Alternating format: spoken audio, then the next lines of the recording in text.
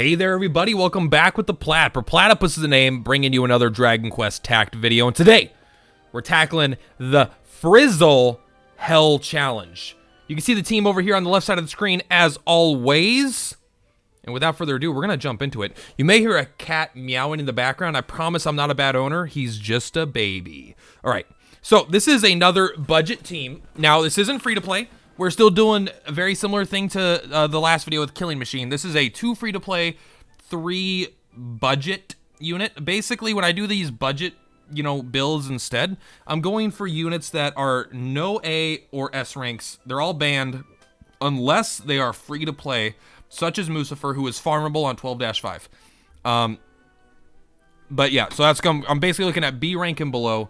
And if I have two options, if I have an option between a unit and a gacha unit that's B and like another one that's B, I'll tend to go with the other one, like the free-to-play one. But a lot of times there's not a whole lot. The pool is big of the amount of units there are, but there's not a lot of units that fulfill the exact same purpose in the same way. There's a pretty good spread of units cover a lot of things, so there's not like a whole lot of really good at each specific job. So we're kind of limited, but we're gonna jump into it.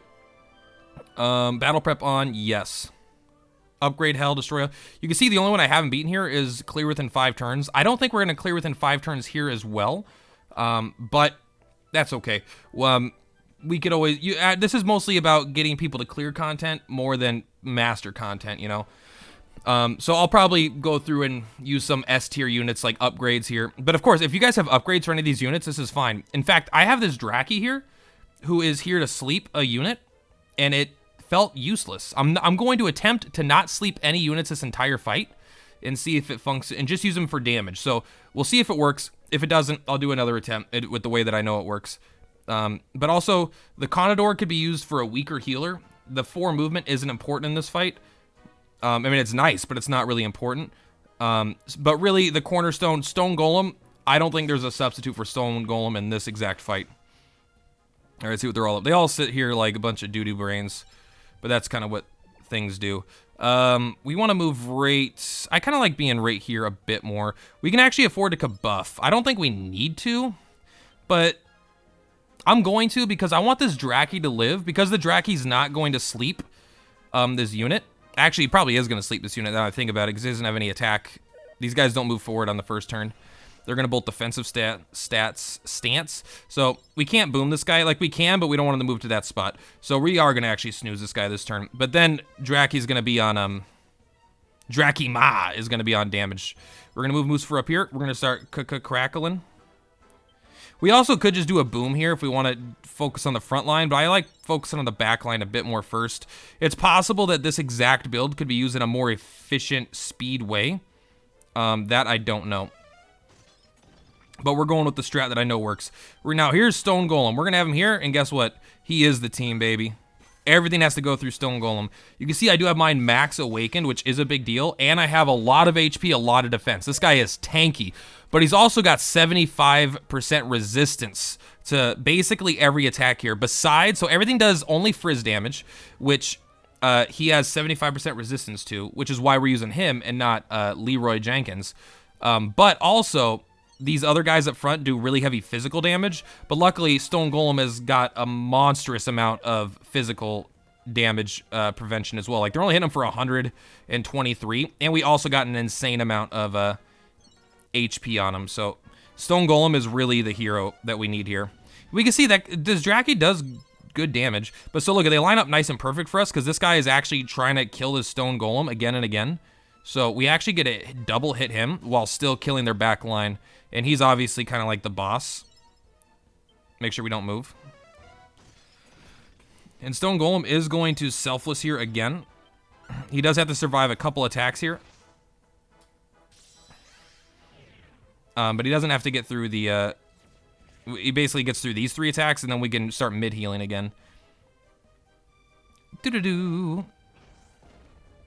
Overall, this fight, I was surprised at how easy it was. For, like, some of these fights can get really tough, but this is a great example of a situation where it's like, if you're not trying to brute force your way through and you're trying to play intelligently, it becomes so much easier to handle these fights. Now, this is normally I would have slept this unit again up here, so he's going to break free next turn. Well, he's not because he's dead. So Draki is literally here only for damage in this fight, meaning that you can absolutely replace him with a stronger unit. Your strongest damage dealing unit with like Crackle or something would be really, really good. You could even have like a different Crackle unit instead of Moosefur, then have use Boom or Bang on the front line. We're going to Selfless again. Keep that going. So this is turn 4. We're not going to beat them this turn. So that's why this isn't a 5-turn win strat. But honestly, I think that's okay. This is a content that can help you clear the thing. And who knows, if you replace his Draki with a much stronger damage dealer instead of just like a pretty decent one that fits in the build, you might be able to brute force yourself through here. And as you see, we're not going to lose any units. So we're not really concerned at all. We're in a strong state right now. Crackle. And in order to get the 999 damage, obviously this build ain't gonna cut it, right? This is not what you do here. This is where, for the 999, you need to have a specific unit that does like Crackle damage, like Killing Machine's a great example. Cheer them like 3 times, and then, you know, maybe sap them, and then you'll tear them up. You don't really have to worry about it. We'll sit right here again, and now we're gonna kill one side and then move to the other side. I actually want you to come right here. You come right here. This part is haha, funny, Freudian slip. This part's easy, but it's slow, you know. We have no stress in our lives here, but it is slow. But again, it's a little bit more damage. We would be able to get through this really quick. Now we can easily move this guy back, right? There's no way people are going to surround us, so we can easily move our stone golem, boom, right here. And we don't even have to block anymore. Now we can start punching. We can start smacking face. Look at that. Now this guy's going to smack us. We don't even give a care. And you know what? I'm going to keep our guy here, actually. I don't know if he has some, I don't know what his attacks are. I know you could look at him, but it's just not important. Oh my god, he had a Shining Edge Brutal Blow. The game is afoot. All right, well, normally he doesn't get that crit. If he doesn't get that crit, he never wins, all right? But in that case, he obviously did. So we're going to lose 1 unit, but I've already gotten those gems, but in your version, there's very likely that that won't happen. Thank God that happened at the end of the fight when it didn't matter. If that happened like in the first 5 moves or whatever, I would have had to waste 20 stamina probably. So there we go. Cleared hell. And now as far as the 5 turns thing, again, just ramp up your units. Replace these weaker units with stronger non-budget units, ones that you may have gotten lucky with your pulls on. Basically, almost any team that does crack damage or does heavy magic damage in general, and you have Stone Golem in the middle protecting them, is going to do just fine. You should be able to get through it pretty darn fast. And look at, this is actually like the perfect time, by the way, if you're watching this video to do this event, because for the rest of the week, at the week this video goes live, you get 50% more tomes every time you do it. And A tomes are kind of hard to come by because you only get them here.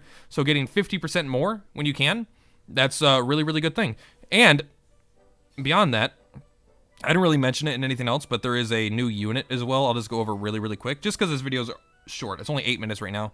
I'll keep it under 10 minutes, don't worry. But if you come to the bounty quest, there's this new unit here. Overall, I think this unit is not very good. You can see if you come here and you do it, you can get up to 3 of them. Then you could farm those. Let's just take a look at him here really quick. He's a new B unit. I don't think the unit is very good. However, I am going to level them because it's someone that's trying to make... There's a cat back there. Do you see him? Fucking his butt. He's probably been in the video the whole time. He's unique, right? He has physical whoosh damage, which is rare. His attack isn't particularly high, but it is important to have units that cover a lot of different things. So he's like another tool in a tool belt for someone that's trying to make content for this game. But I don't really... Right now, don't waste the stamina on farming this guy. It's going to be better to get more tomes while you still have the benefit. And then even after that, you can acquire this guy, but you should probably be farming Moosefur because Moosefur is insane, and this unit's more just like, okay. But he is worth leveling as a question mark family. It means that he will give you these the master ranks a bit easier, so you could get the buffs on your S tier units if you got some of those. So totally worth it. Anyway, guys, that's going to be it. Purplatypus is Purplatypus. Hope you enjoyed it.